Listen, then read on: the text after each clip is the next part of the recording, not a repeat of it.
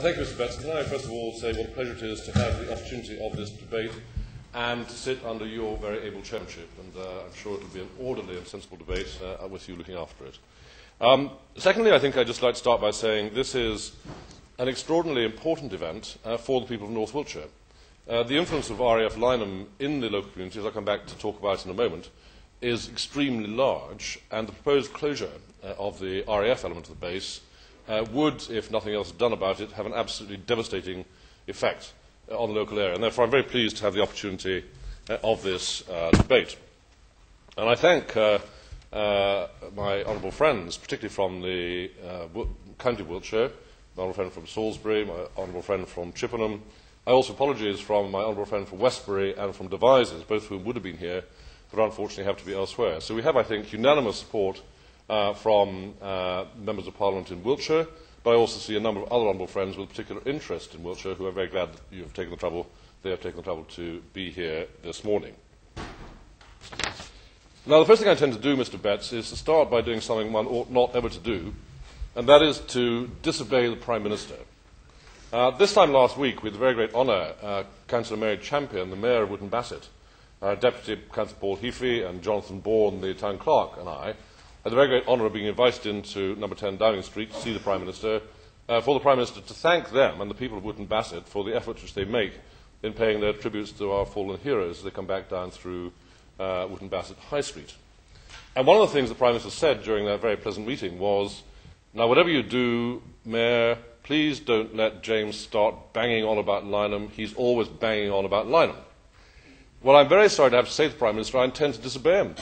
I intend to continue to bang on about Lyneham as long as I possibly can, to the great boredom of all that will listen, until such time as we find a satisfactory solution to the potential catastrophe which would occur to my constituency if Lyneham were to be closed and if nothing else were to be done.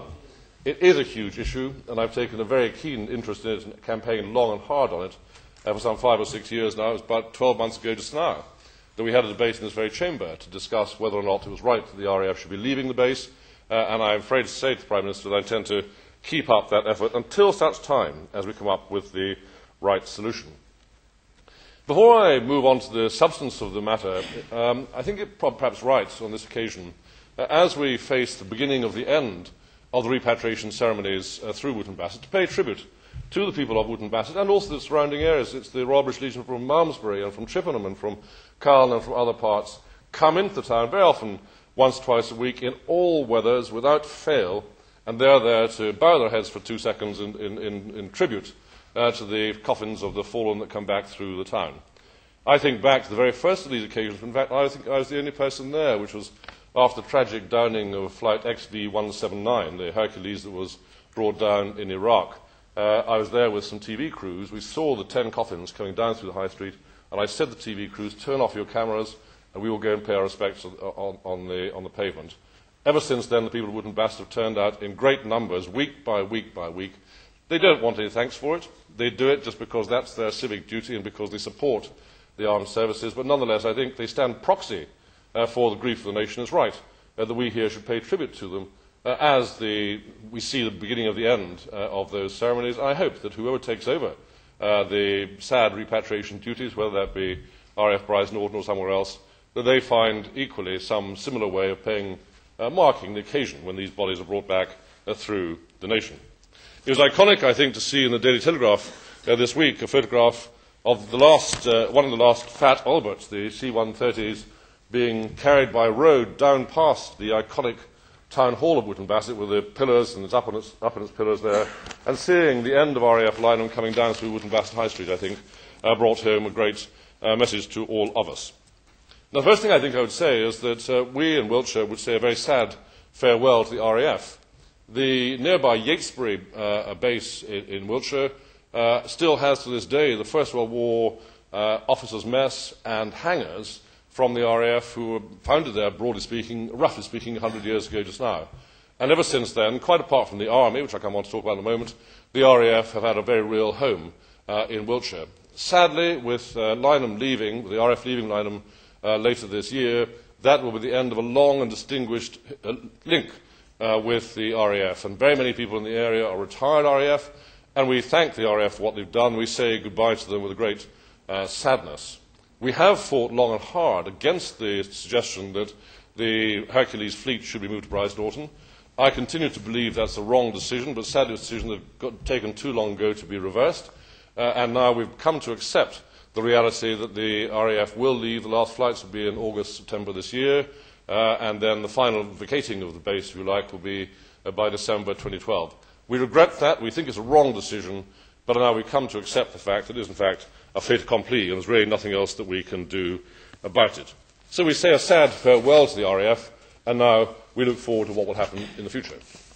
Now, the first thing I think I'd say, Mr. Betts, is that if nothing happens in the future, and we've seen this elsewhere, my own government very foolishly closed down RAF Rawton nearby, and they left it vacant for many years. And the vandals moved in, and the value declined, and the economy was damaged as a result. The same happened only 15, 20 years ago in Corsham. When the army left Corsham again, it was left vacant for a long time, the economy went down, and the end result was catastrophe. So the first thing I'd say is that whatever happens to RAF Lyneham, when the RAF leaves, we must reuse the site swiftly, cleanly. We mustn't allow defence estates to sit on it. We mustn't allow the vandals to move in. We must find a quick and speedy solution to it. After all, the local economy depends to a very significant degree on the base. We have something like 3,400 jobs dependent directly or indirectly on it, according to a recent survey by Wiltshire Council. Something like £90 million in the local economy comes from Lyneham. And if that were to be left vacant, if nothing were to happen there, it would certainly be a disaster for the local economy. Now, I'm glad to say that there are 2 or 3 commercial interests who are taking a very keen interest in the site, and I'm working very closely with them and would be very keen to encourage them in every possible way and try and find other uses for it. I think there are difficulties with that. I'll come back to that in 1 second. But there are some commercial possibilities with regard to the site, and I very much welcome that. But by far the biggest local unanimity, if you like, on the subject is that if and when the RAF leave later this year, we would like to see the Army return to the site. Now, we were much encouraged, therefore, by what the Prime Minister had to say during his statement on the Strategic Defence Review in October last year. Hansard, 19th of October 2010, Hansard, column 798. The Prime Minister said, "Changes in the way in which some RAF bases are used will be coming along, but some are likely to be required by the Army as forces return from Germany. We owe it to communities up and down the country who supported our armed force for many years to engage with them before the final decisions are taken." Well, no community up and down the land has supported our armed forces more than the community of Lyneham, Wootton Bassett, Calne and the surrounding area, and I very much hope that the vacated RAF Lyneham base will be one of the most attractive for the Army returning from Germany. We believe that Lyneham, unlike 1 or 2 of the other bases around Britain who are similarly making bids for the Army, have a number of unique selling propositions. The first is that we have this immensely strong military connection. Half of the British Army is in Wiltshire. Wiltshire is a military place, it's an agricultural place, a place of market towns and villages, a place of high-tech industries, we mustn't forget that either, but it's predominantly, overwhelmingly agricultural and military. And the whole ethos of the place is military. The people, many of them are ex-military, and the people support the military in the area. And I think that would be quite different, I suspect, to a number of the other bases where, frankly, local people will be breathing a sigh of relief as they say goodbye to the military presence in their constituency. So the people of North Wiltshire would very much welcome the Army there. And in the dossier which I presented to the Minister this morning, I've included letters from Wiltshire Council, from Lyneham Parish Council, from Wootton Bassett Parish Council, from the Chamber of Commerce of Wootton Bassett, and from a number of other people, all of whom are saying they would like the Army to come to Lyneham. I think nothing in this world is unanimous, and after this debate I'll no doubt hear from some people who don't agree with me. But I'd say that overwhelming the feeling in North Wiltshire is that we would like the Army to come into Lyneham, and that I think is a strong benefit so far as those in the MOD are concerned who are looking at these matters. So our first USP is that we're strongly supportive of the military. Now, the second question is, what would we like to see coming in there? I think there are a number of possible solutions. The first is that the Prime Minister has announced there are 15,000 soldiers coming back from Germany. It's a big base. I'll come back to that in a second or two. And therefore, we believe that up to a flexible brigade could actually fit into the base. Possibly not, maybe it's slightly too small, but we think possibly there'd be room for a multi-role brigade at Lyneham. Failing that, there are a number of smaller units geographically located around the area. One thinks of Cullen, where the Signals Regiment is. Nearby Lavington has one of the two Royal Logistics Corps regiments in the area, the other one being at South Cerney. And there are a number of other similar small units dotted around the area that could usefully be co-located, saving a lot of money on Lyneham. Someone's mentioned the University Air Squadrons, which are equally dotted around the place, and possibly we could reuse the hard standing at Lyneham for the Air Squadron. So a number of possible uses, multi-role brigade, possible co-location. Someone else mentioned the Anglo-French Rapid Reaction Corps that was recently announced, and I know the people of North Wiltshire would very much welcome the French, if indeed they were to form part of that Rapid Reaction Corps. And the fact that we have the RAF infrastructure on the base must of itself be useful. It means that we could actually deploy people rapidly. We could use the thousands of square feet of hard standing, the hangars, the air traffic control building. All these things would be a useful asset for the rapid deployment of forces, whether it be the Anglo-French Rapid Reaction Corps, Special Forces, or others. Now, Mr. Betts, I believe that Lyneham has a number of very significant assets which you could offer to the Army, and perhaps, without delaying the House too much, I could just quickly run through them. It's a 1,359-acre site, an enormous site, much bigger than any other, I think, RAF base or Army base that I can think of. Absolutely huge site, absolutely fully equipped, and vacant by latest 2012. Although I'd imagine that with the last flights scheduled for August or September this year, if the Army were to want it sooner than that, I dare say that the RAF could hasten their exit to allow the Army to move in sooner if they wanted to. The main asset, of course, about Lyneham is its location. It's 20 miles at most from the whole of Salisbury Plain, very small, few minutes flying time down there, close to all sorts of other training assets across down Wales, of course, close to the M4, Wales not far away, large number of training assets across the county of Wiltshire, and indeed closer into London, in Berkshire and elsewhere. So ideally located in terms of training. And again, some of the other RAF bases are being located elsewhere. It would be wrong for me to mention any of them in particular, but I did go along to listen to the Right Honourable Gentleman, the member for Fife's German debate last night, and I support what he had to say and said it very well. But Lucas would be quite different in terms of training areas, so would Lossiemouth, training areas and other places surrounding the base, whereas Lyneham is the heart of the military and therefore offers very real training space. Now, one of the biggest problems, I suspect, facing the MOD, although I'm not privy to their sometimes arcane accounting procedures, very arcane, I'm not sure anyone quite understands. Always, one chap does understand them, but he died some years ago, rather like whichever question that was. But we all know, one thing that's absolutely for certain, is that when the Army come back in very large numbers from Germany, the MOD will not have large amounts of money to spend on it. They will need substantial quantities of accommodation, training facilities and other things for military personnel. Now, at its peak, Lyneham housed 3,500 RAF and their families. There's a married quarters estate of 610 houses for other ranks, 155 for officers, mainly vacated by 2014, although I think a few 9th Supply Regiment RLC people are also there. There are 20 barrack blocks, the total of 892 rooms, and they're good quality rooms. Only one of them is multi-occupancy, two-man bedrooms, and 4 blocks are en suite, which is actually quite unusual these days or until recently, for the armed services. The Sergeant's Mess has got 210 rooms, the Officer Mess 135. In other words, taking it all together, something like 2,000 or slightly more than 2,000 bed spaces are available in the area today. Or as soon as the RAF leaves, there will be 2,000 bed spaces available. The Army could literally march in as the RAF flies out. The other ranks' dining room has a capacity of 1,000 people, the large naffy building, a spar shop, every kind of sports facility you care to mention, fitness suite, sports hall, tennis courts, squash courts, trim trail, 4 rugby and football pitches, a cricket square and a bowling alley. So just about everything you possibly want by way of sporting facilities, and of course ample space for building a new barrack block or indeed other facilities where they need it. Now, the whole site, of course, is secure. The fence has been recently redone, some 14 kilometres of fence around the site.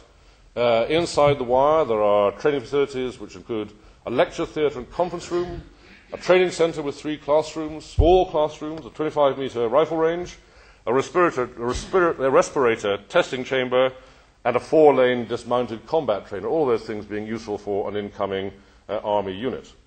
large quantities of headquarters buildings, offices, unlimited quantities, really, I think, of offices. The RAF seems to need large quantities of offices, the Army perhaps rather fewer. The site's a total of 12 hangars with 52,000 square metres of storage space, 52,000 square metres available in the 12 hangars. It's got 50 hectares of runways and parking areas, 50 hectares of hard standing, which is a very, very significant area. Of course, would be useful for all sorts of uses, particularly one thinks of helicopters or fixed-wing deployment from the base if the Army were to be there. The fact that the runways are there, and the very extensive runways indeed, would of itself be useful. It's got vast military transport facilities. I'm told it's got an 81,000-litre diesel and 27,000-litre petrol curbside facility, so the MT is fantastic. Air traffic control building, fire service, explosive stores, you name it, all of those things. And a first-class, recently rebuilt medical and dental centres, both of which are well worth having. So the infrastructure is all there. Some parts of it a little bit tired, possibly, although the MOD have recently spent £5 million in upgrading it, so it's not that tired. And also, as I understand it, the standards required by the Army are slightly lower than the standards required by the RAF. Also, the RAF might consider a little tired some of the facilities, but I suspect the Army would actually say, well, this is significantly better than some of the places that we've found elsewhere. Although I appreciate there that the standard of accommodation, in particular in Germany, is very high, as it should be. And therefore, if we're bringing soldiers back from Germany, we have to offer them an equivalent accommodation back here at home. But nonetheless, I think the infrastructure, a little tired, a little bit of infrastructure rebuilding, a little bit tidying up, it could actually be a most worthwhile base at minimum cost to the MOD, whereas, of course, if they were to take over a less well-supplied base, the cost would be very considerable. And there are, of course, many good examples of RAF bases being reused by the Army across England. In my own constituency, RAF Lyneham is now home to the 9th Supply Regiment for the Royal Logistics Corps, and Bassingbourn and Abingdon both are good examples of reusing RAF sites for the Army. Now, on top of all of that military infrastructure that's readily available for the Army, the local infrastructure is also there. Lyneham is predominantly a military village. There isn't that much in the village apart from the military, but the schools, the roads, the shops, all that's there. The Army could move in tomorrow and they would find the civilian infrastructure was available. I recently had a meeting with the headmistress of the local primary school, very concerned about the fact the RAF are leaving, but it's a first-class school, recently reopened by Her Royal Highness the Duchess of Cornwall, and it's an absolutely first-class school, would be available tomorrow for the Army were it to move in. And I think very few places elsewhere around the area could necessarily offer that kind of facility. So it seems to me, Mr. Betts, that we in Lyneham are offering just what the Army needs. But there's also, if you like, a slightly negative reason why I think it would be worthwhile the MOD considering very carefully indeed what Lyneham has to offer, and that is that there are problems, or could be problems, with regard to the base if the Army were not to use it. It appears that there is a Critchell Down problem. Some 60 owners, I think, are laying some claim to the base, and it would take quite a long time for the Critchell Down thing to go through, potentially, or not necessarily, but that certainly needs further examination. And, of course, also, if it were to be handed over to civilian use, there would doubtless be a significant level of decontamination, which obviously you have to do to remove explosives and oil and other things from the site. Now, if that would happen, and if the site were to be left vacant for a period of time, you then get all the costs of maintaining a site during a period of vacancy, so there would be a significant cost to Treasury of not doing something with it and not doing it swiftly. So I just think that from the point of view of the Army, the RAF Lyneham is highly attractive. From the point of view of the MOD, it's a useful solution to a problem which they have. They've been given the instruction to bring 15,000 soldiers altogether back from Germany and are currently considering what to do with them. It's a useful solution from the point of view of the local area who are facing economic catastrophe if we don't either find the Army or indeed another alternative commercial use for the base.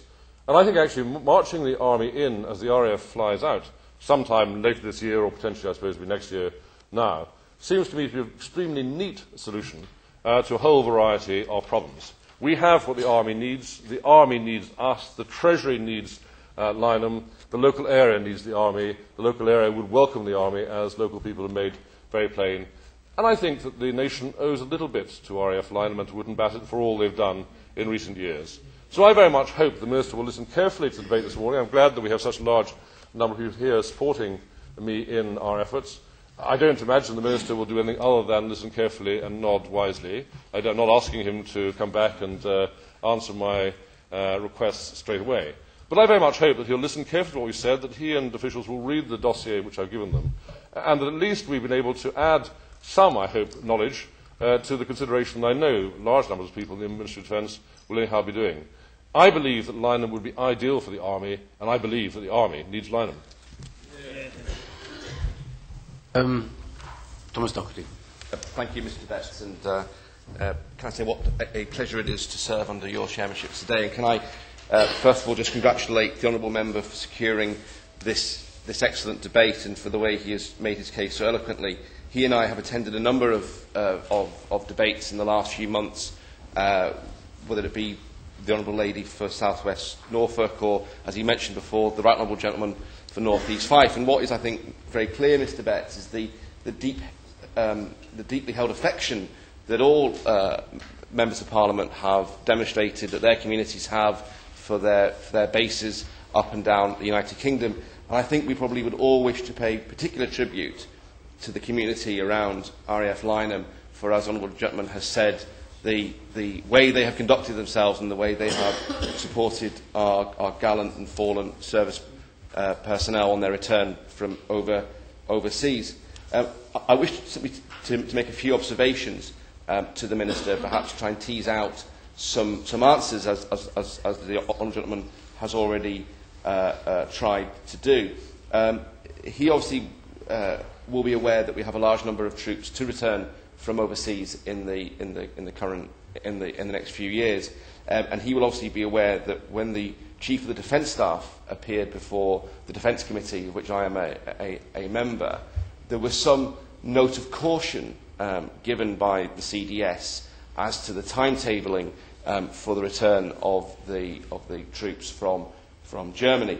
And it will probably not be a surprise to you, Mr. Betts, or indeed to the House, that there were two issues in particular that concerned the CDS, and I think probably fair to say, looking at my honourable colleague, the member for Salisbury, that was shared by the Defence Committee. One was the very real issue about the families.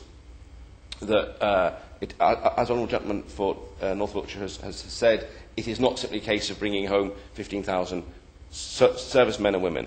It is obviously their families that will need to be accommodated as well. And if I could perhaps just remind the Minister that, according to his own departmental figures, some 25,000 service personnel accommodation within the defence estate of the United Kingdom is felt both not to be of the highest standard, and at the moment, my understanding is, still has no plans for an upgrade. And secondly, as the CDS pointed out when he appeared before us, there is the very real issue of how we will educate the service personnel. Now, I don't wish to repeat the argument that Honourable Gentleman and I had at the Armed Forces Bill about methods that you may wish to educate these young people, but there's a very real issue about the schooling that we will need to provide for all these personnel. So I would hope that the... Certainly. It is, of course, worth paying tribute to the very first class at Wooden Bassett Comprehensive School, 2 or 3 miles down the road from Lyneham, which, of course, is at the moment something like 30 or 40%, I think, RAF. So we have primary school and secondary school places immediately available in the surrounding area. Doherty. I'm grateful for that clarification, and I hope that the Minister will be able to go slightly further and give a guarantee that, as part of the assessment that I'm sure he is carrying out, that they will carry out a proper assessment of what the current capacity is, and, if necessary, provide additional funds to any of the bases that are chosen, or say to the local authorities for any bases that are chosen, to ensure that we do not have a surplus of demand over capacity, and that no local authority is left with challenges. But I do very much accept the point that the Honourable Gentleman makes, that he is very confident that his local schools do have that capacity, but I do hope the Minister will carry out a proper assessment of that issue. So on the issue of the families' accommodation, or indeed the service personnel accommodation, we're grateful if the Minister could outline to the House whether or not the MOD is confident that all the accommodation at RAF Lyneham is of the highest standard. if it is not, what the timetable is for bringing it up to the suitable standard. And if I could finally ask the Minister, and we touched on this last night, as the Honourable Gentleman from North Wiltshire will recall, I have a long-standing concern that perhaps the MOD has not always carried out its decision-making in a duly transparent process and hasn't sought to ensure that the communities affected are the first to know. I hope that the Minister will be able to give a guarantee to the House today that not only will the process for any decision-making on the returning of troops and their stationing be done in a clear manner, and that he will share that decision-making process with the House and with the Defence Committee, but also that he will do everything within his power to ensure that the communities affected by those decisions are the first to know, and then the House, and then lastly the media, rather than perhaps what has unfortunately happened in the past, where the media have found out before the communities are affected. But once again, Mr Betts, may I close by just congratulating the Honourable Gentleman for having this debate and for his powerful words. Thank you. John Glen. Thank you, Mr Betts. Firstly, I would like to pay tribute to my honourable friend, the member for North Wiltshire, for securing this debate. As someone who grew up in North Wiltshire and is very aware of the footprint that Lyneham has in the area and in the county more widely, I would also want to pay tribute to the work he's done over many years, over the last 7 years, to campaign to keep the RAF at Lyneham, and now, looking to the future, reflecting the reality of decisions made, looking at a constructive way forward. I speak as a Wiltshire MP and as a member of the Defence Select Committee, and it seems to me that there are 3 significant reasons that this case needs to be examined very carefully for having the Army come to Lyneham. Firstly, it's quite clear that there is huge symbolic significance to Lyneham and the relationship with Wootton Bassett, and it seems to me pretty impossible for the government to, with one voice, pay great tribute to the people of Wootton Bassett just a few miles down the road for all that they've done in terms of recognising the massive contribution of all those that have fallen in battle, and at the same time, in another voice, not go out of their way to recognise the impact that, if this decision doesn't go the right way, would have on the local community. Effectively, Lyneham is the gateway between the UK and Afghanistan, and over many years, the people of this area have made a massive contribution to the well-being of those families. And the motto of RAF Lyneham is support, save and supply. And as my honourable friend has set out very fully, the opportunities to continue to serve the armed forces, in this case the Army, are significant. The infrastructure is in place. And I don't need to point to the long history over the last 50 years of the way that the people of Lyneham and Wootton Bassett have served this nation. But the decision has clearly been made to move to Brides Norton in terms of the RAF.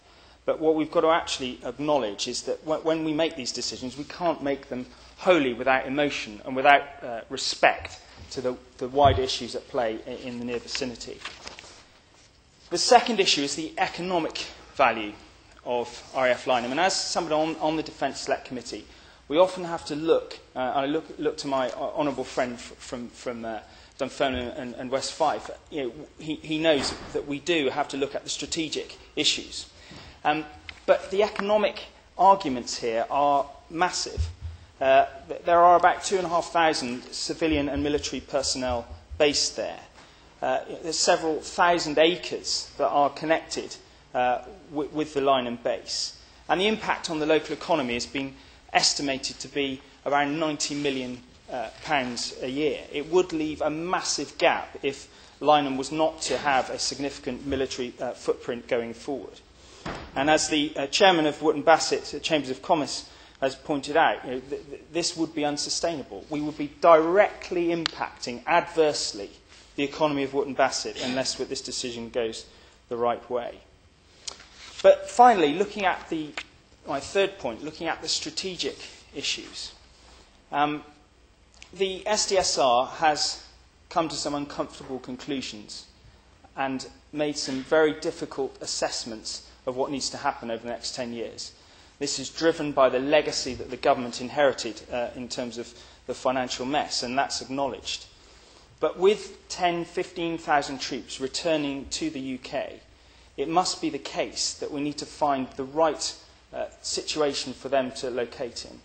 And it's absolutely clear that in Wiltshire, the Army have a very welcoming home. In my constituency in Salisbury, in my honourable friend who's absent from Devizes, there are just so many strategic reasons why it would make sense for the Army to locate to Lyneham. It's been suggested that the Royal Logistics Corps could move from South Cerney and from Lavington into the Lyneham base, but there are a number of other options available. But what I would ask the Minister is that when this decision is made, it's made in a timely fashion. It's not left to considerable ongoing debate, leaving lots of uncertainty to the local economy. If it is not possible to do so, then we must actually make sure that we put in place a clear plan for the economic regeneration of that area and allow those options to be fully explored and executed quickly. If there is an issue over the transfer of the assets from the RAF to the Army, that needs to be worked out and dealt with quickly and sensibly, rather than allow internal wrangling in the MOD to stop progress being made. It seems to me that the case is very clear.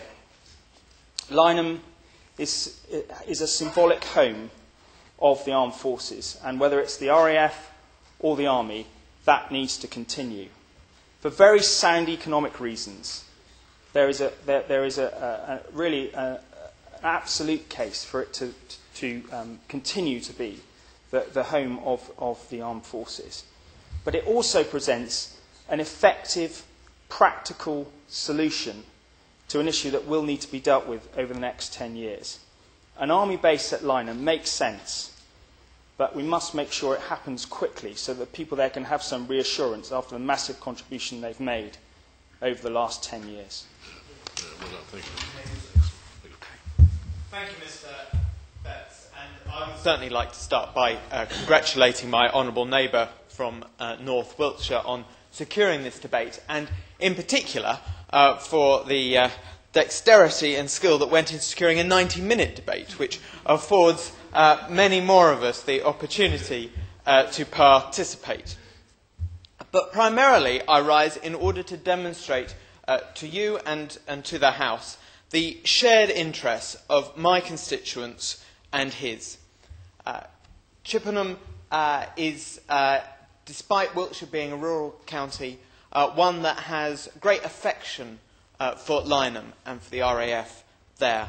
And indeed, as we have already heard this morning, people from Wiltshire, far beyond the confines of Wootton Bassett, share in the honourable act of respect that ordinary people in our county pay to our fallen.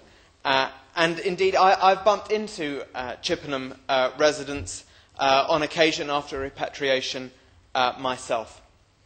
In fact, even before I was elected, I was privileged to have the opportunity to visit RAF Lyneham as part of the excellent Sabre programme for employers supportive of our reservists.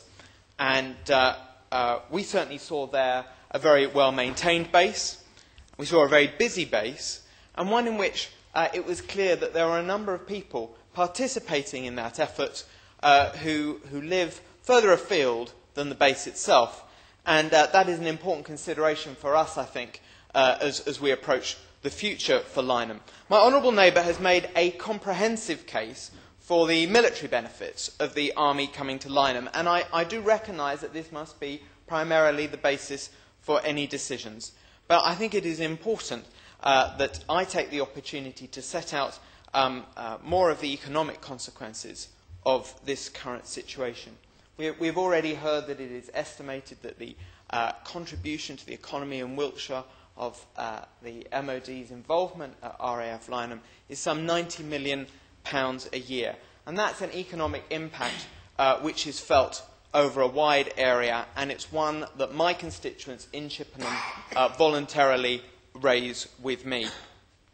And I think that that significance is reflected by the wide array of partners that have come together under my right honourable neighbour's chairmanship in the Lyneham Task Force, as they have sought to put together a vision for Lyneham, a task force under his chairmanship which includes the South West of England Regional Development Agency, which includes Wiltshire Council, which includes Wesley, our local social landlord, and, importantly, I would argue, the Wessex Association of Chambers of Commerce, which, amongst representatives of business groups, really does have a very acute understanding of the concerns of businesses in the area, and indeed an association of which I was a member until May of last year.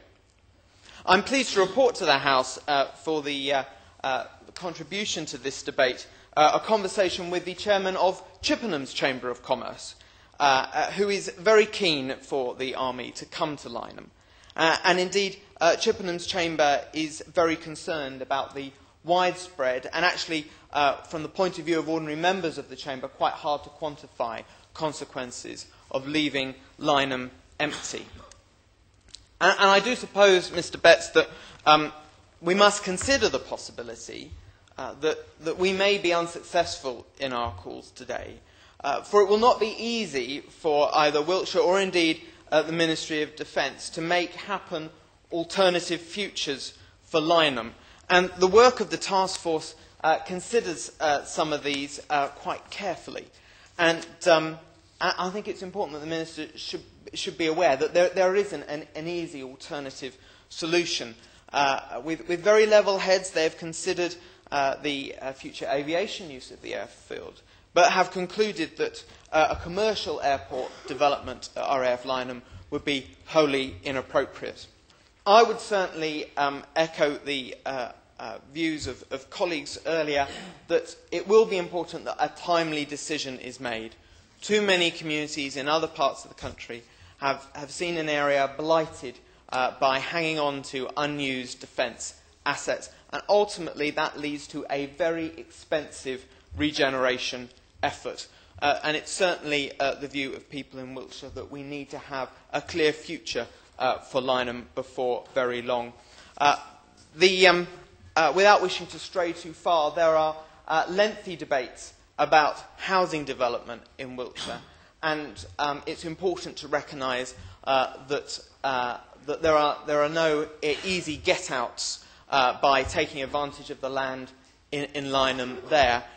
Surely it is essential that any future development in Wiltshire is a development of sustainable communities, and it would be an absolute travesty if we went for almost entirely housing developments that didn't provide the jobs for the people that were going to be living in our communities. And with the large population expansions that even Wiltshire Council still seems to desire for places like Chippenham, we cannot afford to take away a large number of jobs and present a great imbalance to the localised economy. It's important that although the site is very large, people do not imagine that somehow that all of that site would be suitable for development, and indeed we need to consider the potential of returning some of the site, were it not to be successfully reused by the MOD, to agricultural purposes. So please do not see this land as some kind of asset to be sweated, some kind of cash cow that presents financial benefit to the department as a reason for not supporting what I think has been an exceptionally well-developed case by all the partners under the leadership of my honourable neighbour here. and I will invite the Minister to consider in particular our anxiety that we should have swift decision-making about the future of Lyneham and our immense appetite across the community that should continue to be an association with the Ministry of Defence and an opportunity for us as a community to show our hospitality to the Army. Thank you. Robert Sims. Thank you very much, Mr. Betts. I rise to support my honourable friend, the member for North Wiltshire, who has been an assiduous campaigner for Lyneham and for investment in his constituency. I was born in Chippenham and, like the honourable member for Salisbury, grew up in North Wiltshire, and therefore felt I'd make a brief contribution today just to support my honourable friend, but also say that the key factor about RAF Lyneham is the amount of support it's had from the local communities. Lyneham does generate quite a lot of noise with the Hercules fleet, but precious few complaint. And as somebody that lived in the area when the Falklands War was on, and lots of Chinook helicopters at all times of day were ferrying supplies, and local people show great support to the RAF, and the RAF have been good neighbours. Indeed, some of the biggest arguments I've seen are at local parish councils, whose turn it is to go to the open day at Lyneham and perhaps get a trip in an aircraft. People do really value that connection, and I think that's a very important point for the future. Yes, I went on. It was great. Being here and speaking in support of the debate. He's absolutely right. In my 14 years as a member of Parliament for Lyneham, I don't remember a single letter of complaint from any constituent, with one exception, which when the clay pigeon shoot was too near the wire. We got that moved in. But with regard to military activity, I can't remember a single complaint. Robert Sims. Certainly, that reinforces the point that I make, that North Wiltshire and indeed the military, the armed services, have had a very close relationship. And there's a tremendous asset here, as the honourable members put very eloquently. The facilities, the sporting facilities, the housing that already exists. I don't know what condition it's in, and I think the honourable member made a very good point about the state of the defence estate. I think we have to make sure that we have good quality homes for our armed service. But it is, I think, a very material factor that not only is it good on base deploy military units from Germany on military grounds, I think we ought to be paying attention to what's good for armed services families. And there are homes near the base, but as a community, there is a wide range of homes for those that wish to buy. And the tradition of the RAF were people living in all the communities around, not only Swindon, but Chippenham, Carn, Wootton Bassett, Malmesbury. There are a lot of people that have become part of local communities. And North Wiltshire is an incredibly good place to live. It's very conveniently located. It's very convenient for the training grounds on Salisbury Plain and for South Wales. And I think, therefore, I would consider it a bit of a no-brainer not to use it for a good military purpose. And I think my honourable friend makes a very good point. With the RAF going, I think a swift decision, I think, would be sensible so that we can make use of this tremendous asset and locate the military in a base from which they can train, they can base their families with good quality schools and education, with supportive communities. I think this would be a good decision for the MOD. I think it would be a good decision for those serving personnel and their families, and I think it would be a good decision for the people of North Wiltshire, who have done, I think, a lot to support the military and will continue to do so in the future. Jack Lepresti. I would first like to also add my congratulations to my honourable friend, the member for North Wiltshire, for securing this very important debate today, and also for his work supporting and championing the armed services generally, which includes chairman and founder of the all-party group for the Army. The honourable member hosts returning troops from Afghanistan here in the House of Commons, and I know also that he served with the Honourable Artillery Company, so has some understanding of the armed services from a personal standpoint. I also know that the honourable gentleman has been a real champion and advocate for RAF Lyneham and his constituents for many years. I would also like to commend him for his tenacity in ensuring that the future of this base remains on the political agenda, despite the sad news that the RAF will be leaving Lyneham with final vacant possession by December 2012. And it is right that tribute be paid here in this place to the local community for their support of the armed services. The poignant tributes which we have all seen on television, local people and other people from far afield paying homage to our fallen servicemen and women repatriated from Afghanistan, landing at RAF Lyneham and then proceeding through Wootton Bassett High Street, stands out in all our minds. To me, these residents express the gratitude that our nation feels towards those who sacrificed their lives to protect our freedoms and way of life. This symbol of local support never fails to move me, and is one of the reasons why, in my mind, RAF Lyneham is well placed to become a new home for the Army. And as my honourable friend has pointed out, the people of the local area have now unwillingly accepted that Lyneham will cease to be an RAF base by 2012. This is not to say that this acceptance has been easy to take, but my honourable friend has been resolute in his championing RAF Lyneham and making the case against its closure. In fact, it's with a heavy heart that the people of North Wiltshire are forced to say a sad farewell to the harmonious bond that they have had with the RAF for 80 years. However, this new government has at least given some encouraging news on the matter. I believe that we were all heartened to hear my honourable friend the Prime Minister's announcement as part of the Strategic Defence and Security Review, which other honourable members have mentioned, that we would see the return of our service personnel from Germany, and that the news that at least some of them would be rehoused on a redundant RAF base. I would like to take this opportunity in today's debate to echo some of my honourable friends' very sensible arguments as to why Lyneham has so much to offer as a future home to some of our returning troops. But first, using examples, if I may, Mr Chairman, from my own experience, I would like to cite why I feel an armed forces presence to be maintained in the local community in Lyneham is of undeniable benefit. I, as a territorial army recruit, did most of my basic training at the Prince of Wales Barracks in Grantham, which used to be indeed an RAF base. I was posted in the Royal Citadel Plymouth for 6 months prior to being deployed on Op Herrick.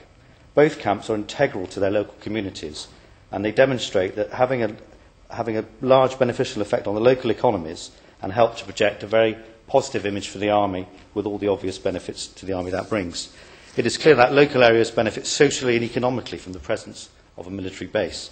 In Lyneham's case, the withdrawal of service personnel from the local community would have an immense impact.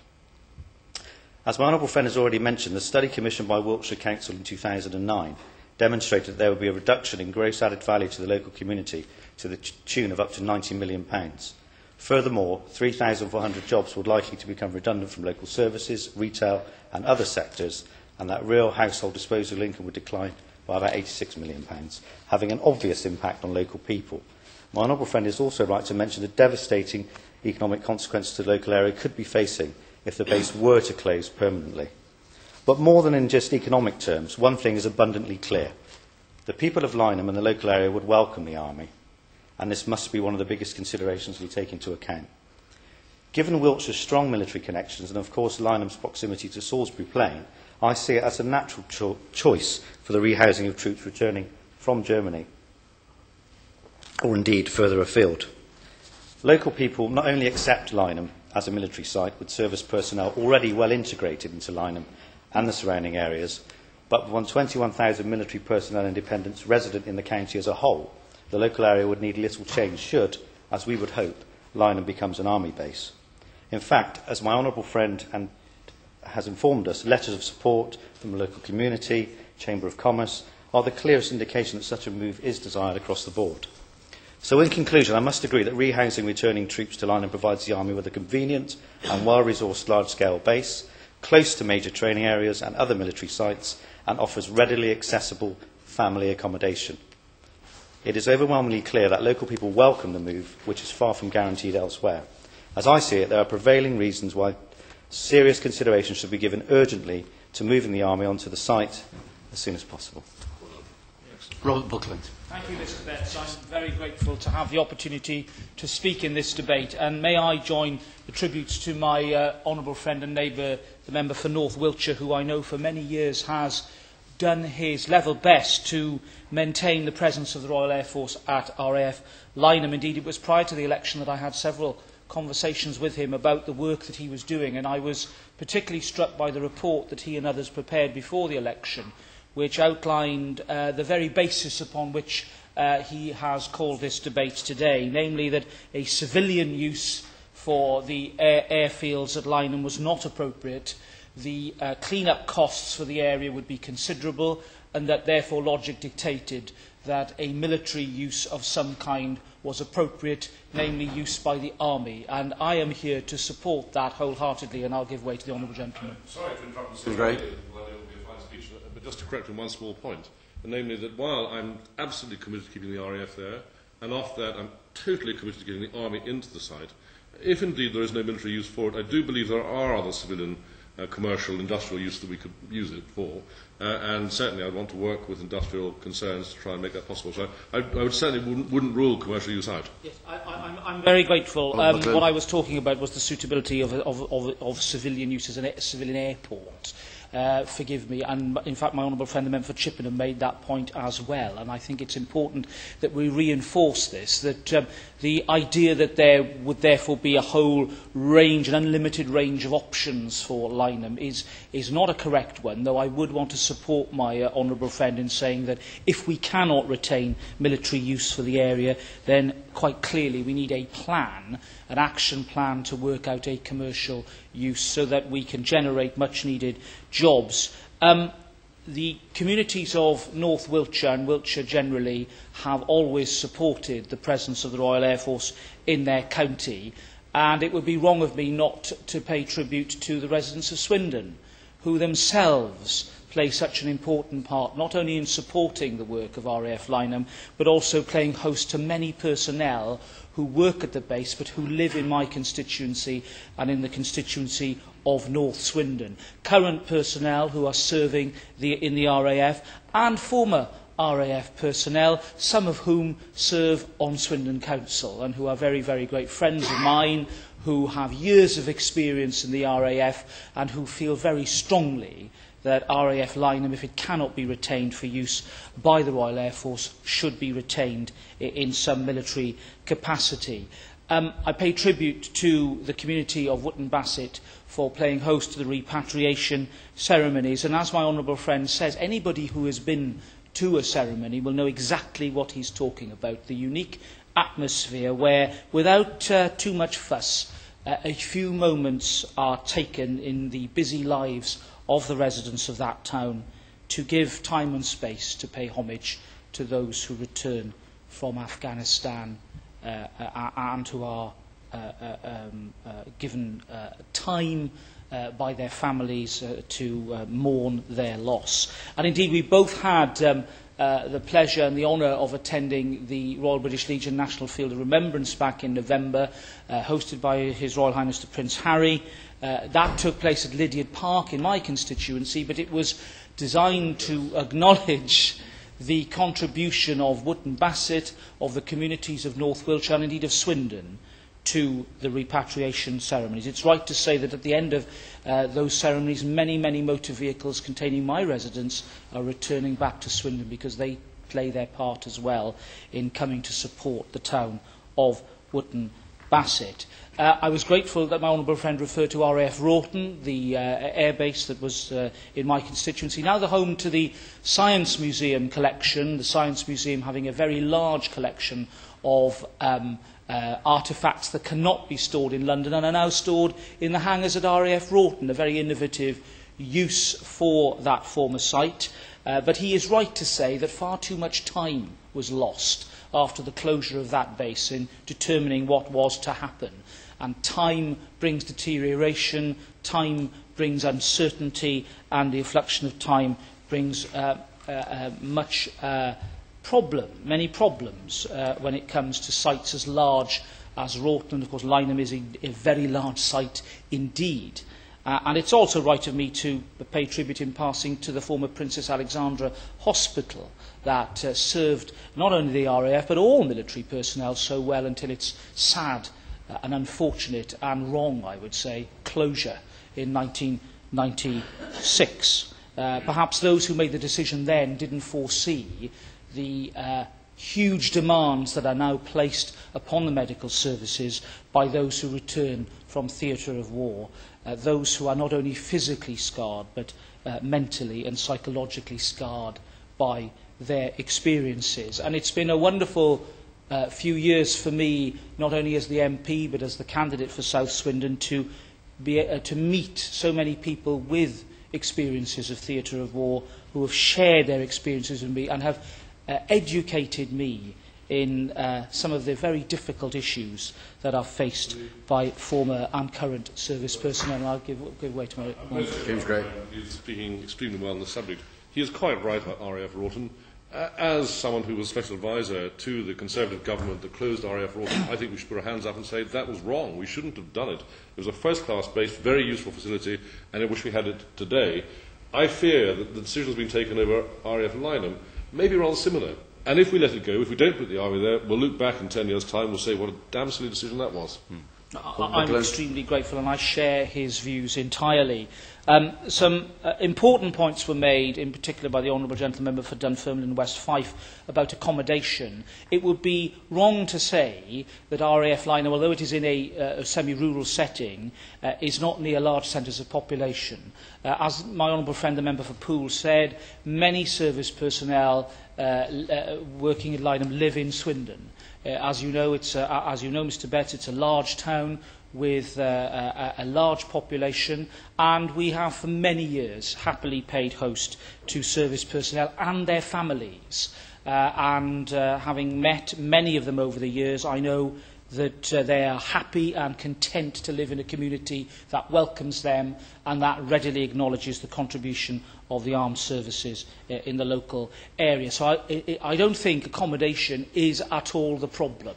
In fact, I cannot identify a real problem that would be an obstacle to the army locating at Lyneham. As many other colleagues have said, Lyneham's proximity to the M4 and its generally central location in southern England make it an ideal location for large numbers of army personnel. I cannot think of a better place, frankly, to relocate returning personnel from Germany.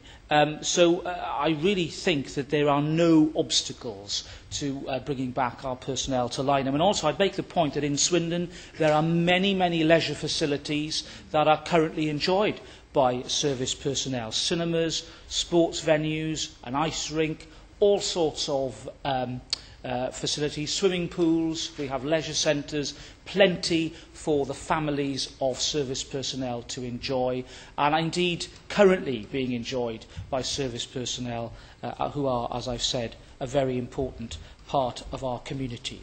I've mentioned the need for urgency here, for decisions to be made quickly.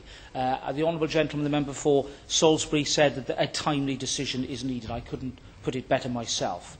And we would ask that if the army cannot be located to Lyneham, then please, please, please, will the government come forward and help the local council, help local businesses and help the local chambers of commerce come together to draw up an economic plan for the use of that site. A point was made about schools. My honourable friend, the member for North Wiltshire, has mentioned Wootton Bassett Comprehensive. Again, in Swindon, plenty of primary and secondary schools already being used by service personnel who I'm sure would warmly welcome the children of army personnel who would relocate to Lyneham. There would be a seamless transfer, in my view, if the army were to come to Lyneham. This would not be the imposition of a wholly new culture upon a community that was not familiar and did not understand, did not appreciate the contribution of the armed services. I would urge the Minister and the Government to take up the suggestions made here today and in other places, to acknowledge the contribution of the local community to the life of our armed services, and to come to the conclusion that Lyneham really is a no-brainer when it comes to relocating army personnel from Germany. Thank you. Russell Brand. Thank you very much, Mr Betts. And can I say what a pleasure it is to serve under your chairmanship this morning. I want to begin by congratulating the Honourable Member for North Wiltshire for securing the debate this morning, and I think also pay tribute to his friends for coming and showing support for the case which he has made this morning, and I do appreciate from their contributions this is support that they have given over a significant period of time, recognising the difficulties that actually lie ahead. Can I say I fully recognise the anxiety which he has about the future of the base, its potential use and the undoubted socio-economic consequences of the closure of RAF Lyneham, in just under 2 years' time. As has been said on a couple of occasions this morning, the Honourable Gentleman was present in the Chamber yesterday evening when the Honourable and Learned Gentleman, the member for North East Fife, held, albeit a significantly less time-consuming adjournment debate in respect of his local RAF base at Lucas. He made a strong defence yesterday evening of the need to retain Lucas on the grounds of its militarily strategic location, and also he sought to raise the important matter of the socio-economic impact of such a closure. I recognise that a number of local chambers of commerce from the Honourable Gentleman's constituency, including Wootton Bassett, have joined together to make the case for replacement employment at Lyneham. And I want at this time, Mr Betts, to put on record the ongoing support for the people of Wootton Bassett, who have shown such strength and fortitude over many months, as well as their support for the families of those servicemen who have paid the ultimate sacrifice in the service of our country at those repatriation ceremonies which regrettably have taken place far too often. However, unlike the uncertainty that surrounds RAF Lucas, Lossiemouth or Barham, it was determined back in July 2003, after a base review that took some 2 years to conclude, that Lyneham would cease to operate in its current form. I recognise, however, that this does not make it any easier for those either at the base or those living within the communities. And can I say, honourable members have made the case this morning that they want to see early decisions, and I think in actual fact that the honourable member for Chippenham actually said that swift decision making is important. I think what is important is that the right decisions are made. It is about taking appropriate time to think through the consequences of any decision, but what I do agree with, what I wholeheartedly agree with, is that when that site is vacated, that swift action is taken to have something else in place. Because it's not only military bases, it can be major employers in all parts of the country who vacate large sites can suddenly, if nothing happens rapidly, turn into a wasteland. And I think for the beauty of the Honourable Gentleman's constituency and the surrounding area, what we do not need is a wasteland developing at that location. He's made the point it's ideally located for training. There is a standard of available accommodation, and I know from what he said at the beginning of his contribution this morning that he does appear to have the support of the Prime Minister. And I think many of us would like to think, irrespective of which party we were in, that if we had the support of our own Prime Minister, then we're making the right noise, by all means. Here's great. Against my own case, perhaps to make it plain, the Prime Minister has not said that he necessarily supports the Army going into RAF Lyneham. He thinks that RAF Lyneham is one of a number of sites that the MOD are currently considering. He has encouraged me to make the argument very strongly, but I think it would be quite wrong if I claimed the Prime Minister in support of my argument, which he simply didn't do. Mr. Brown? The Honourable Gentleman was just a little bit sharp on his feet, because I was about to make the point that at least he does have the support of the Prime Minister in at least making the case.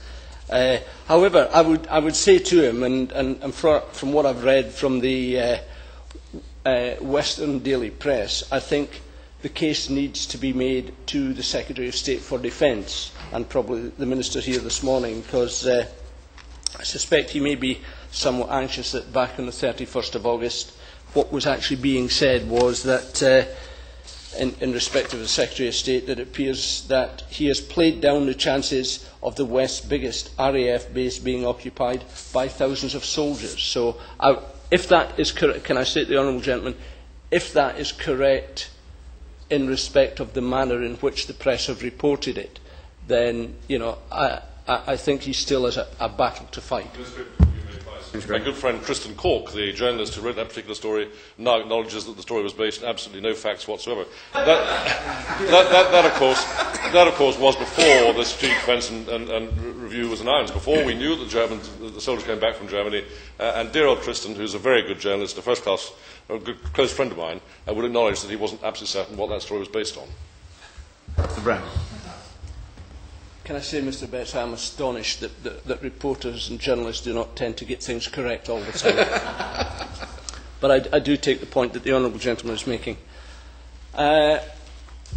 It is clear, as I said at the beginning of my contribution, that I know only too well that the honourable gentleman and his friends have been arguing the case for RAF Lyneham since that announcement was first made back in 2003.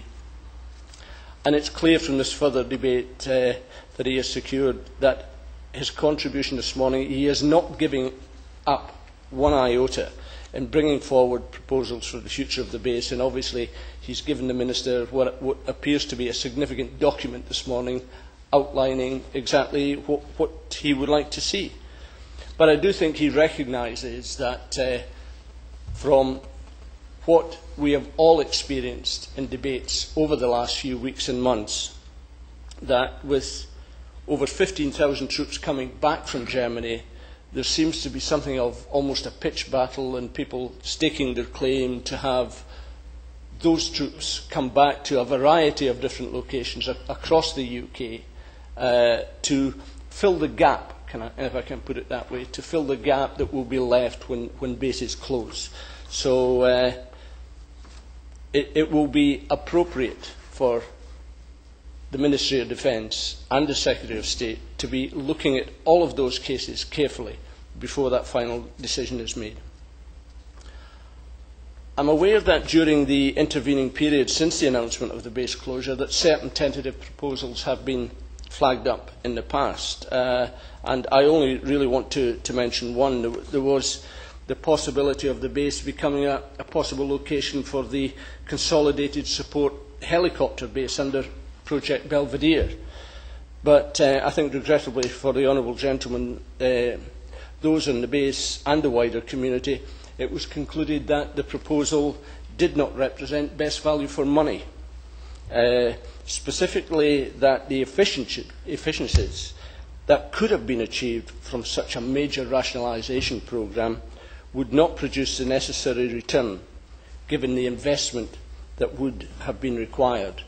And if we are to see some of the bases that will become vacant at some period of time being looked at for army accommodation, then perhaps some locations may be more appropriate than others, because I would tend to think, and the Minister may confirm this a little later, that significant investment may be needed at some of these locations.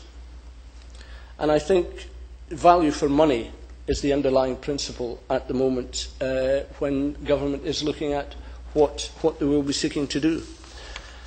I want to just briefly return to the issue of decision making, because the Minister did indicate yesterday evening, and I will quote from Hansard, "We do not expect that the work that is being undertaken to be concluded for some time yet, but we hope it will be by the summer."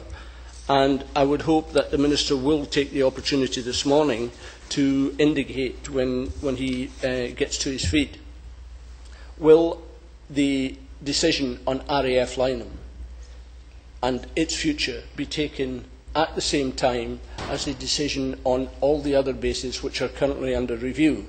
Because I do think it would be inappropriate if Department and Ministers were actually looking at one series of bases and not reaching a decision. So I hope that, dare I say, if they're all in the melting pot together. I also would like the Minister to give an indication, in all sincerity, what options is the Department and the Government looking at, if he is able to give any indication at all. But the big issue, to my mind, is that the whole socio-economic impact of what is happening or likely to happen. And There is no doubt, again, the Honourable Member for Chippenham mentioned £90 million per annum flowing into the local economy. That is a significant sum. That cannot be plugged easily.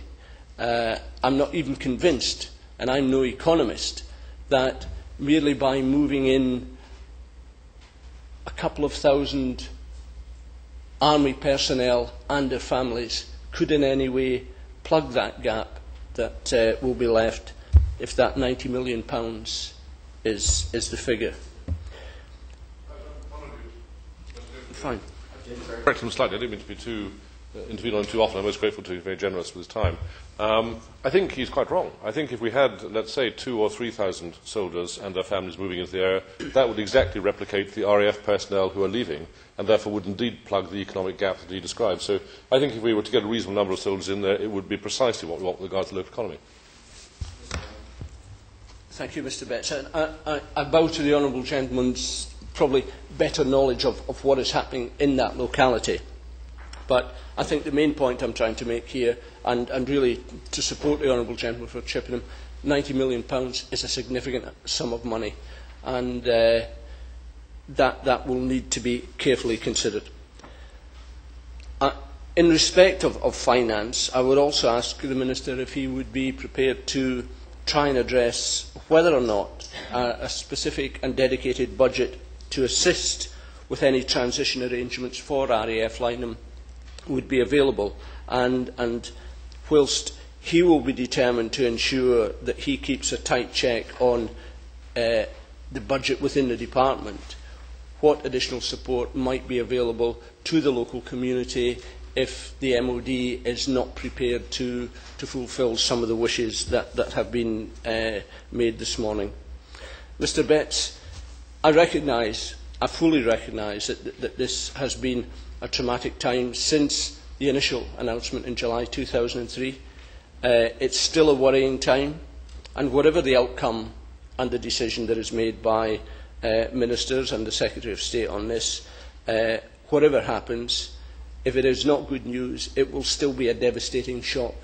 But I hope that in the time that I'm leaving available to the Minister this morning, that he will be able to give some kind of a flavour as to what is being considered by the Department, even though he can't give any ultimate decision. But I think we are all, perhaps a little tentatively, looking forward to the summer when we hear of the wider picture that he and his ministerial colleagues will be able to paint for the future of many of our bases. Well, thank you, Mr. Betts, and it's a pleasure to have had you presiding over our deliberations this morning. I'd like to commend my honourable friend for initiating this debate. It's an important debate on Lyneham and the effect on the surrounding community, and that's reflected by the fact that so many of my honourable friends from the Wiltshire area have turned up to support him. I'd also like to thank him for the dossier which he has given me from the local community leaders, and to assure him that we will give full consideration to what it contains as we move forward with our decision making. Now, members of the House will know that my honourable friend has been an assiduous and persistent advocate for RAF Lyneham. In fact, I think during the last Parliament he must have raised it with almost as great a regularity as the fondly remembered Tamsiel raised the sinking of the Belgrano, and nothing would provoke me to imagine that he's going to be dropping the subject any time soon. He has campaigned industriously against the closure of Lyneham on behalf of his constituents, and I recognise that a wide section of his constituency does have a very great concern about the future of the base. I would also like particularly to join him and several others in paying a tribute to the people of Wootton Bassett, who have provided such a dignified and moving homecoming for the deceased. It has been something which I think has been appreciated by the whole nation, and obviously we are going to be moving the repatriation very shortly to Bryce Norton, but I think that this is a moment to pay a tribute to the people of Wootton Bassett for what they've done.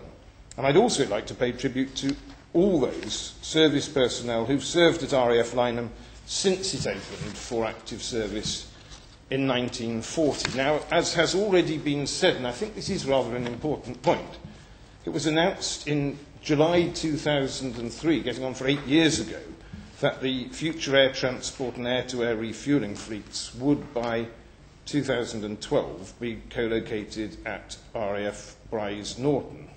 And it has to be acknowledged that the savings from this co-location are significant. So, obviously, it's not possible to reopen that particular debate. The co-location is going ahead. But that decision did mean that Lyneham would no longer be required for its current purpose, with current units leaving the base by 2012. The department has examined several alternative uses for the site, as the honourable gentleman from Dumfries and Galway, who speaks to the opposition, mentioned in his contribution. It was considered as a consolidated support helicopter base under Project Belvedere, but for the reasons that he outlined, that unfortunately didn't work out. I'll go away. James Gray. He's of course right, and I wouldn't seek to reopen that debate. We are nonetheless a little puzzled as to how it can be that you save an enormous amount of money by co-locating the air transport fleet at RAF Bryce Norton, but you would not save a similar amount of money by co-locating the helicopter fleet at Lyneham. There seems to be no logic in those two arguments. One doesn't pay and the other does. But that was a previous government, the Honourable Gentleman Dumfries' government, and perhaps we didn't reopen that argument. I think the key thing is that when you're considering value for money, you have to balance the scale of the investment that's going to be needed to build the facility that you need against the savings that you're going to make from having everything on one location. I wasn't party to that decision, but clearly when those numbers were ground through the computers at the time, the judgment was arrived at that the Project Belvedere option didn't represent value for money. Since then, it has seemed unlikely that another defence use would be found for RAF Lyneham. And as I listened, for example, to the Honourable Member from Swindon South talking about the need for an economic plan, I couldn't agree with him more. I'm only mildly mystified as to why 14 months before the base closes, the local civil population is talking about the need for a plan when the announcement that the base would cease its current role came 8 years ago. And I think the point I'm making is simply this, that if there is going to be a civilian use in the future for RAF Lyneham rather than a military one, and I'm not saying for one moment that that would be the case, it will be for the local civil community to decide what that future is going to be. And in terms, the opposition spokesman asked me about the transitional assistance. There has not been a precedent for this in other base closures coming from defence funds. It would certainly be something that other government departments and local authorities, particularly under the new localism agenda, would need to pick up. So I think that they're absolutely right, and the tone has been the tone that has been struck by my honourable friends thinking constructively and positively about what the alternative uses might be is exactly the right way forward where we are now. Before I give way to the honourable gentleman, I have been asked about the timetable for a decision, and I can only repeat that it is more important to get this right than to do it at breakneck speed. A detailed study is taking place of the entire defence estate and the ramifications of bringing nearly 20,000 personnel back from Germany. I can reassure the opposition spokesman that this is a comprehensive piece of work and not something that's going to be taken piecemeal. The work is carrying on at the moment. It will take a few more months, but I think in any event, we can anticipate that decisions will be made and announcements will be made before the summer recess. So that's the sort of time frame for the decision. So to that extent, the points that I'm making about the local community knowing where it is will be resolved within the next few months. But I think it's quite wise for them to be making contingency plans. But Could I give way to John Glen? Grateful to the Right Honourable Gentleman for giving way. I think that the point that needs to be made is that the local communities are prevented from really establishing a viable economic plan. They have done a considerable amount of work with Wiltshire Council to establish an embryonic plan, but the decision from the MOD is very much required before that other option needs to be fully explored. One cannot do the local plan before the MOT's decision isn't known. I'm grateful to my honourable friend for his intervention, but with respect, this bone of comfort that the army might come back from Germany has only been thrown within the last couple of months, and I'm still mystified why the sort of planning for a civilian future hadn't started long ago. But, well, I won't give way to honourable gentlemen because we're going to waste valuable time if we do. All right. Task force convened within weeks of the original announcement in 2003, and the civilian military cooperation with Wiltshire Council has been constant since. The local community are fully engaged and have been for the last 7 years in finding alternative uses, so he's quite wrong in thinking that we haven't done that, but the army, as he says, is a useful bone to be thrown to the stage. I'm grateful to my honourable friend for clarifying that. Clearly I had drawn the wrong implication from some of the other contributions in the debate when there was a suggestion that we need now to form an economic plan. If the honourable gentleman in whose constituency Lyneham is basically saying that such plans exist, then it's useful to have had that recorded and clarified. So I'm grateful to him for that. Since the announcement in October, work has been underway to look at the armed forces basing requirements, not just the Army, but those of the RAF and the Navy. And as I've said in previous debates, the one about Marham and last night about Lucas, this is a very big piece of work. We must get it right, and we will take our time to do that. I hope that we will be in a position to put all these local communities out of their agony as soon as possible, because I readily acknowledge the uncertainty that it causes in every community. We've received many representations from members, from local authorities, local groups, the devolved administrations, and we'll do what we can to take all of these on board. Of course, there are socio-economic impacts, but there will be in any of these bases. So it's not to say that we don't recognise any of them, but they all have to be balanced against each other, with our overriding considerations as a Ministry of Defence being the military arguments. Getting the army back from Germany is something you only do once, and it's important that we get it right, and that we get it right and put the army in the right place for the next several decades. And I must stress that we can't really have a beauty contest between different parts of the country to secure the prize of having a base in their locality. So whatever the outcome of the review, it has to be what is best for the armed forces. Bringing back those army units currently stationed in Germany is not an easy job. Once the decisions have been made as to what units we're bringing back to which locations, detailed work has to take place, planning those moves. Investments have to be put in place, as the opposition spokesman said, to prepare the bases that are going to receive those army numbers. If one looks at the work going on to bring the Ark back to Innsworth in Gloucester, work that the previous government put in train, this has taken years to work up. So I'm sorry to disappoint the honourable gentleman. He painted a very rosy picture of the army marching in as the RAF marched out. It is infinitesimally small likelihood that that will happen in any instance. This programme to bring the army back from Germany is something that is going to happen over the course of 10 years. And I really think in almost no imaginable case will we see the army marching in as those vacating bases within the next year or two march out. I'd also implore members of the House to reflect upon what was said in the SDSR about the Army's intention to organise itself in the future into multi-role brigades. And while it's not the case that we would necessarily seek to accommodate the entire multi-role brigade on a single site, it's nevertheless the case that we will want them to be located near enough to each other that they can use common training grounds and can make formations as a brigade for training purposes. So there are a wide range of considerations. Is the new base big enough to accommodate the units? Does it have the right accommodation? How much would it cost to upgrade? How much new building is there going to have to be?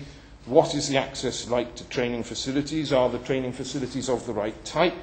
How long will the travelling distances be to those training facilities? Where are the other units they need to train with? All of these are questions that will need addressing, and that's why it's going to take time to balance all of those things together and make sure that we get it right. The Honourable Gentleman from Dunfermline and West Fife asked about schools, and yes, of course, we'll be giving every consideration to the education requirements of future military communities. He also asked about accommodation, and I acknowledge the point that there's a lot more work to be done improving service family accommodation. But the other point I would urge people to recognise from the SDSR is our desire to build a new employment model for members of the Army, so that there are more super garrisons, and it will be more possible for people who progress through the Army to spend more of their career in one place, more like the Navy and the RAF, and therefore to put down roots and find houses in the local population. And as we go forward into future years, more of the government's effort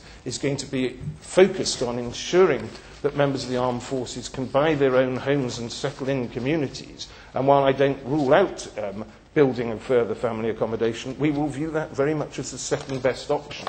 The desire will be, time is limited and I've got a lot to cover, to help people settle into communities. He asked questions about the scrutiny and the process and how we will let communities know. It would be desirable, I think, to let some community leaders know in advance of official announcements being made, but if it's a question of informing whole communities, I think the only way you do that is through the media, so his argument becomes slightly circular.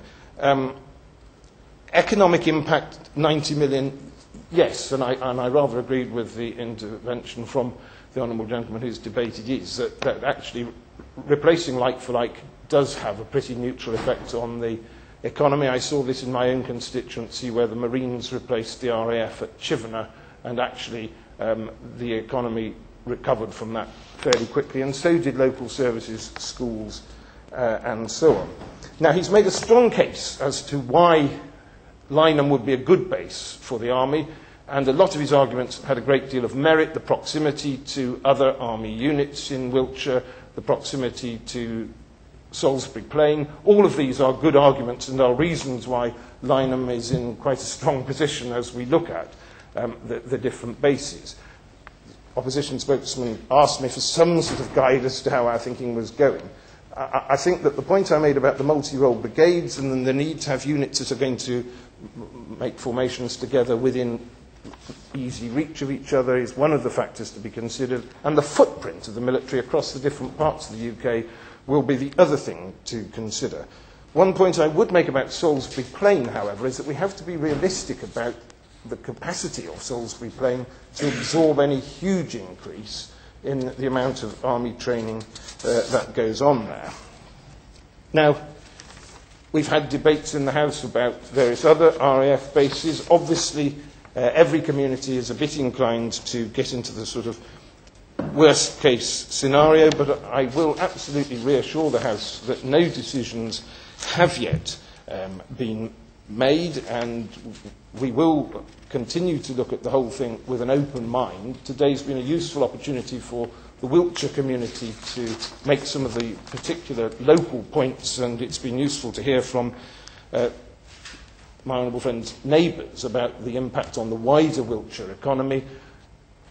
I am personally well aware of this. One way or the other, I travel through Wiltshire twice a week. My wife's family are from North Wiltshire, and still have, the family is still there, so I'm quite familiar with the locality, and I can see both the advantages for Lyneham and the impact on the local community that Lyneham has.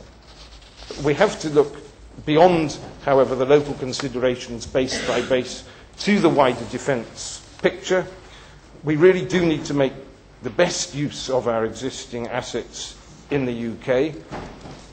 So I don't want to mislead Wiltshire members into thinking that there is necessarily a future defence use for Lyneham at the moment. It would be too soon to say that. There's a lot of work still to do, and so in the meantime we do continue to make plans for the disposal of Lyneham. We will, however, as I've said, try and put all the local communities out of their agony as soon as we can. We'll work with other government departments, devolved administrations where appropriate, local authorities, to ensure that our plans can be implemented with the least possible disruption to the local communities affected.